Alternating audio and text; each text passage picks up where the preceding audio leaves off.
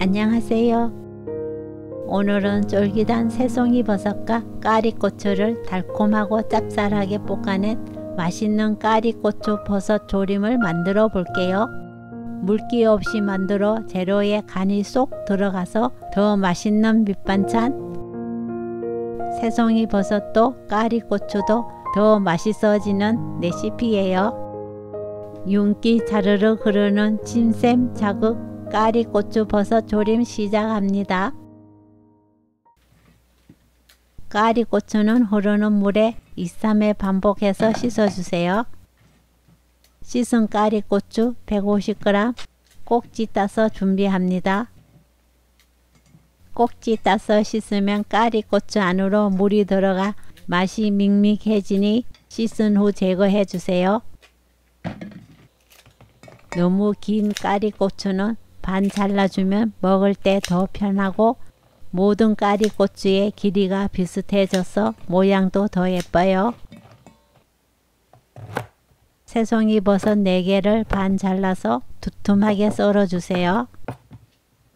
손가락 정도 굵기로 자르시면 됩니다.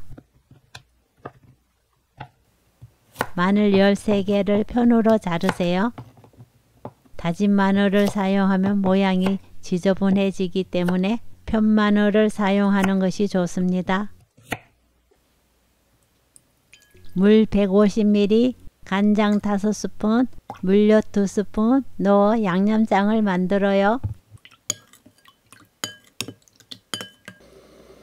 식용유 2스푼, 들기름 1스푼 넣어 중약불로 마늘을 볶아주세요. 마늘이 노릇해지면 마늘을 건져내고 그 기름에 중불로 버섯을 볶습니다.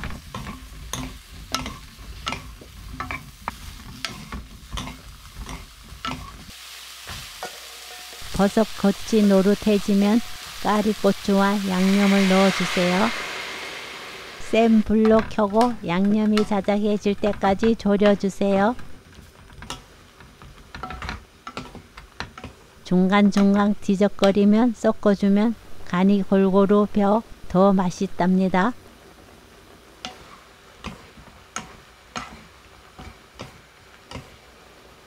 양념이 자작하게 줄어들면 마늘을 넣고 양념을 완전히 졸여주세요.